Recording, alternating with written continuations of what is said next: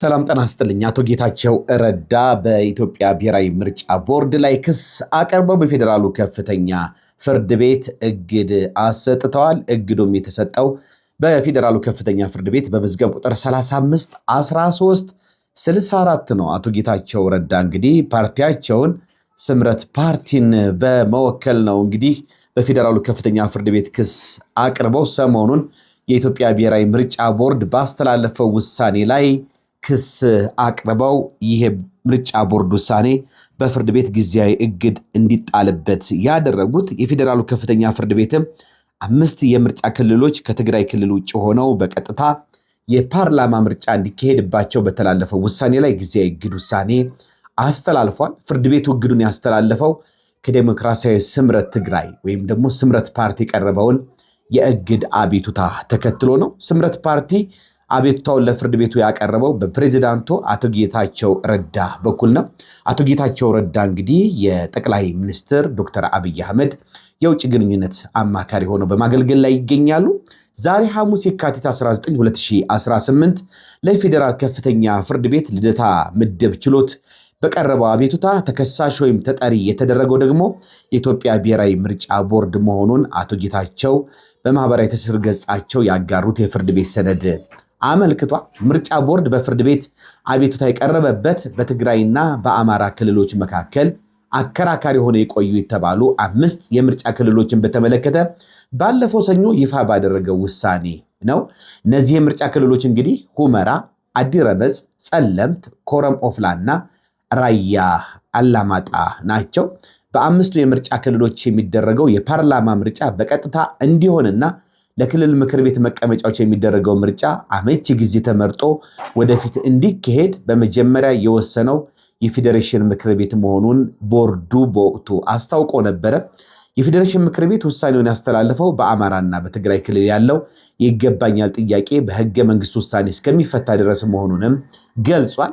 በመጪው ግንቦት ወር መጨረሻ የሚደረገውን እንግዲህ ሀገር አቀፍ ምርጫ በፌዴሬሽን ምክር ቤት ውሳኔ መሰረት እንደሚያስፈጽም ምርጫ ቦርድ ይፋ ካደረገ በኋላ ስምረት ፓርቲን ጨምሮ የትግራይ ክልል የተለያዩ አካላት ከፍተኛ ተቃውሞ አሰምተዋል። ስምረት ፓርቲ እንግዲህ በዕለቱ ባወጣው መግለጫ ውሳኔው የሀገሪቱን ህገ መንግስታዊ ስርዓት መሰረት የሚንድ ተቋማዊ ነፃነትን የሚደፈጥጥና ህገ መንግስታዊ ስርዓት አልበኝነትን የሚያውጅ ነው ሲል አውግዞት ነበረ። የፌዴሬሽን ምክር ቤትና ምርጫ ቦርድ ባስተላለፏቸው ውሳኔዎች ላይ የማስተካከያ እርምጃ ካልተወሰደ በምርጫ እንደማይሳተፍ ያስጠነቀቀው ስምረት ፓርቲ ከ2 ቀን በኋላ ጉዳዩን ወደ ፍርድ ቤት ወስዶታል። ጉዳዩን የተመለከተው በዛሬው ዕለት የተመለከተው የፌዴራሉ ከፍተኛ ፍርድ ቤት በስምረት ፓርቲና በምርጫ ቦርድ መካከል የሚደረገው ክርክር ታይቶ ተለዋጭ ትዕዛዝ እስከሚሰጥ ድረስ ውሳኔው ለጊዜው ታግዶ እንዲቆይ ትዕዛዝ ሰጥቷል። ፍርድ ቤቱ ይህን ትዕዛዝ የሰጠው እንግዲህ ምርጫ ቦርድ የሰጠው ውሳኔ የሚፈጸም ከሆነ በሁለቱ ወገኖች መካከል የሚደረገው ክርክር ውጤት የሚያጣ ስለሆነ እንደሆነ ገልጿል። በፍርድ ቤት አቤቱታና ክስ የቀረበበት ብሔራዊ ምርጫ ቦርድ እርሱን የሚመለከት ትዕዛዝ በተላለፈበት በዛሬው የችሎት ውሎ ላይ አለመገኘቱን ነው የተዘገበው። ምክንያቱም ገና አቤቱታ እየቀረበ ስለሆነ መጥሪያ ሲደርሰው ነው እንግዲህ ወደ በዚህ በተሰጠው የእግድ ትዕዛዝ እንደዚሁም ደግሞ በቀረበው ክስ ላይ መልሱንና እንደዚሁም ደግሞ አቤቱታ ካለው እግዱ እንዲነሳለት የሚያቀርበው የኢትዮጵያ ምርጫ ቦርድ ማለት ነው። የስምረት ፓርቲ ያቀረበው ክስና የማስረጃ ግልባጭ እንግዲህ ለምርጫ ቦርድ ደርሶትም መልሱን እንዲሰጥ የታዘዘው ለመጪው ሮብ የካቲት 26 2018 ነው። የስምረት ፓርቲ ያቀረበው ክስና የማስረጃ ግልባጭ ለምርጫ ቦርድ ደርሶት መልሱን እንግዲህ የሚሰጥ ነው የሚሆነው።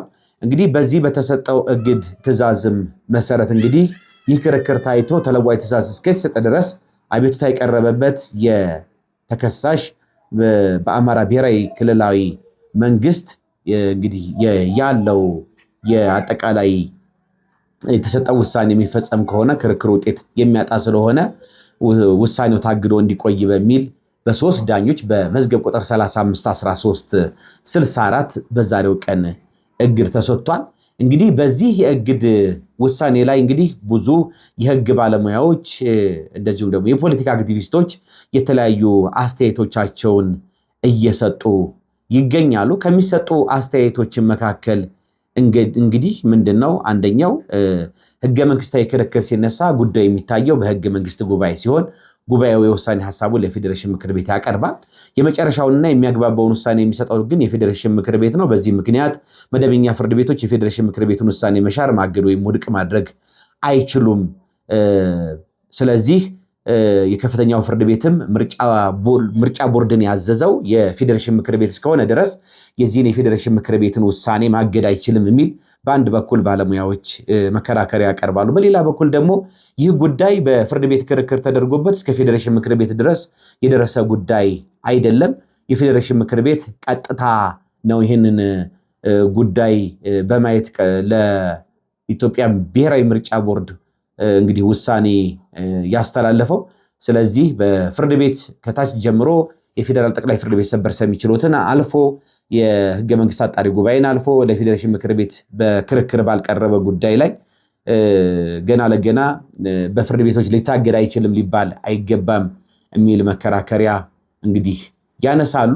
እንግዲህ በአንድም በሁለትም የፌዴራል ከፍተኛ ፍርድ ቤት ፍርድ ቤቶች ምን አይነት ስልጣን ያላቸው ከዚህ ከምርጫ ክርክር ከምርጫ ውዝግብ ጋር በተያያዘ የሚለውን በተመለከተ እንግዲህ የአዋጅ ቁጥር 1133 ዝባር 2011 የኢትዮጵያ ብሔራዊ ምርጫ ቦርድ ማቋቋሚ አዋጅ አለ። እንደዚሁም ደግሞ የፖለቲካ ፓርቲዎችን የምርጫ ሂደትና የሥነ ምግባር ደንብ የሚመለከተው እንደዚሁ ደግሞ አዋጅ ቁጥር 1162 ዝባር 11 አለ። በእነዚህ አዋጆች በአዋጅ ቁጥር 1133 ዝባር 2011 አንቀጽ 17 እና እንደዚሁም ደግሞ አዋጅ ቁጥር 1162 ዝባር 11 አንቀጽ 10 የፌዴራል ፍርድ ቤቶች ስልጣን አላቸው። በዚህ ስልጣናቸው መሰረት ነው እንግዲህ የፌዴራል ከፍተኛ ፍርድ ቤት በምርጫ ጉዳይ ላይ የማየት ስልጣን አለው። በዚህም በአዋጅ ቁጥር 1133 ዝባር 11 አንቀጽ 17 ንዑስ አንቀጽ መሰረት ጉዳይ የምርጫ ሂደትና የምርጫ ውጤት ሳይሆን የምርጫ ቦርዱ አስተዳደራዊ በሆነ ጉዳይ ላይ በሰጠው ውሳኔ ላይ የፌዴራል ከፍተኛ ፍርድ ቤት በይግባኝ አቤቱታው ሲቀርብለት የማየት ስልጣን ይኖረዋል። የፌዴራል ጠቅላይ ፍርድ ቤትም እንደዚሁ የምርጫ ቦርድ በሰጠው የምርጫ ሂደትና የምርጫ ውጤት ውሳኔ ላይ በይግባኝ ቅሬታ ሲቀርብለት የማየት ስልጣን አለው። ያስቀርባል ወይም ማያስቀርብ የሚለው ውሳኔ ከለየ በኋላ የእግድ አቤቱታ ከቀረበለት የቦርዱን ውሳኔ ያግዳል ወይም አስፈላጊ ሆኖ ካገኘው አያግድም። የሚያግደውም የመጨረሻ ውሳኔ እስከሚሰጥ ድረስ ነው። እንደዚህ እያለ እንግዲህ እስከ ፌዴራል ጠቅላይ ፍርድ ቤት ሰበር ሰሚ ችሎት ድረስ ይሄዳል ማለት ነው። እንግዲህ አሁን የተሰጠው በምርጫ ቦርድ ውሳኔ ላይ የተሰጠው የእግድ ትዕዛዝ በፍትሐ ብሔር ስነ ስርዓት ሕግ ቁጥር 154 መሰረት ነው። ማንኛውም ክስ ያቀረበው ግን ሳይታገድ ክስ የቀረበበት ጉዳይ ቢቆይ ክርክሬ ፍሬ አልባ ይሆናል። ውሳኔው ቢፈጸም ብሎ ቅሬታ ካቀረበ ፍርድ ቤቶች ያግዳሉ። ነገር ግን ታገደ ማለት በቃ እስከ ሁልጊዜ የሚቆያል እግዱ ማለት አይደለም። ሌላኛው ተከራካሪ ወገን አሳማኝ ምክንያት እግዱ እንዲነሳለት ካቀረበና ፍርድ ቤቱም አሳማኝ ነው ብሎ ካመነበት እግዱን ሊያነሳ ይችላል። የሰጠውን እግድ ሊሰርዝ ይችላል።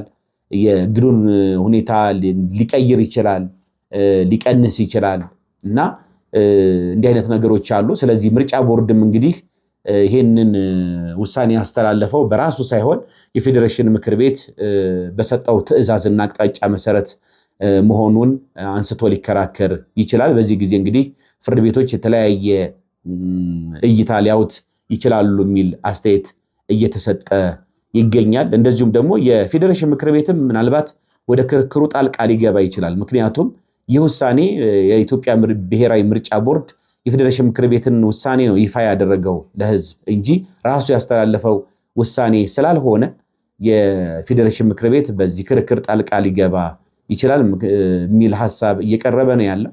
እንግዲህ የኢትዮጵያ ብሔራዊ ምርጫ ቦርድ እንደዚሁም ደግሞ የፌዴሬሽን ምክር ቤት በአንድ በኩል ስምረት ፓርቲ በሌላ በኩል ክርክሩ ሊደረግ የሚችልበት ሁኔታ ሊፈጠር ይችላል። ውድና የተከበራችሁ ፕሮግራሚንግ ተከታታዮች ለዛሬ ትኩስ መረጃ ይዤላችሁ የመጣሁት ይህንን ይመስላል። አብራችሁ ስለቆያችሁና ይህን መረጃ ስለሰማችሁ ደስ ብሎኛል። መልካም ጊዜ እንዲሆንላችሁ እመኛለሁ። ባባይ